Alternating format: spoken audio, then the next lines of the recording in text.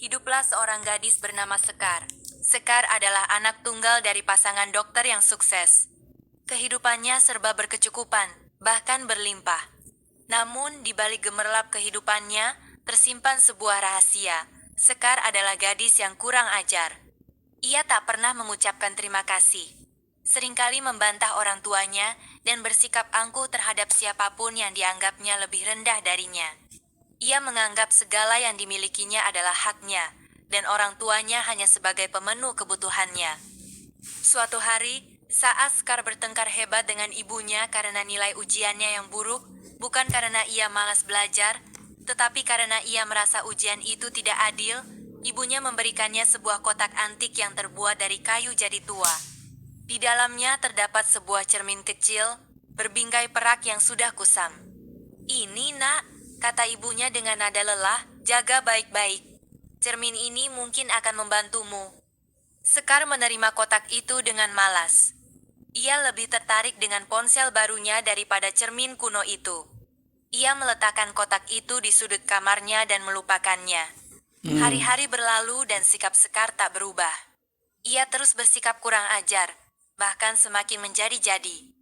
Ia sering membolos sekolah, bergaul dengan teman-teman yang buruk, dan menghabiskan uang orang tuanya untuk hal-hal yang tidak penting. Suatu malam, saat badai besar menerjang kota, listrik padam. Sekar merasa takut dan kesepian. Dalam kegelapan, ia teringat kotak antik itu. Ia mengambilnya dan membuka kotak tersebut. Cahaya bulan yang masuk melalui jendela sedikit menerangi cermin kecil itu. Saat Sekar memandang cermin, ia terkejut. Ia tidak melihat pantulan dirinya yang biasa. Ia melihat wajahnya yang pucat, mata yang kosong, dan ekspresi yang penuh dengan kepahitan. Namun, yang lebih mengejutkannya adalah retakan-retakan halus yang muncul di permukaan cermin, seolah-olah mencerminkan retakan-retakan dalam hatinya sendiri. Retakan-retakan itu semakin banyak dan semakin dalam, mengikuti setiap kata kasar dan tindakan kurang ajar yang pernah ia lakukan. Sekar menangis. Untuk pertama kalinya, ia melihat dirinya sendiri dengan jujur. Ia menyadari betapa buruknya sikapnya, betapa banyak luka yang telah ia timpakan pada orang tuanya, dan betapa kosongnya hatinya. Cermin retak itu bukan hanya refleksi fisik, tetapi juga refleksi jiwanya yang hancur.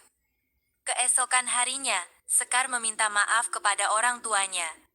Ia berjanji untuk berubah. Ia mulai belajar lebih giat, membantu pekerjaan rumah, dan berusaha untuk bersikap lebih baik kepada semua orang. Perlahan-lahan, retakan-retakan di cermin hatinya mulai memudar. Ia belajar bahwa rasa hormat, bukan hanya kepada orang tua, tetapi kepada semua orang, adalah kunci kebahagiaan sejati. Dan cermin yang dulunya retak, kini mulai bersinar kembali, mencerminkan keindahan jiwa yang telah diperbaiki. Perjalanan panjang menuju perbaikan diri masih akan ia lalui, namun ia telah melangkahkan kaki di jalan yang benar.